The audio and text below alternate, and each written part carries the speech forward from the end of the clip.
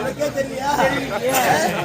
கேட்டா கேட்டா பலபுரங்களுக்கு நேரமோ ராகுகாலம் பண்ணி இந்த நேரத்தில் படைத்தால் உருவமானது சரியாக வராது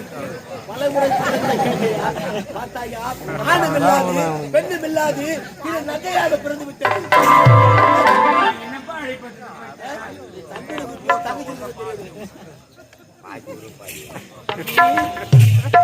தம்பி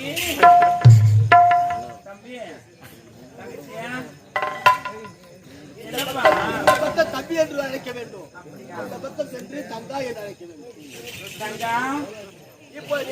பேசும் திறனை அழைக்கிறேன்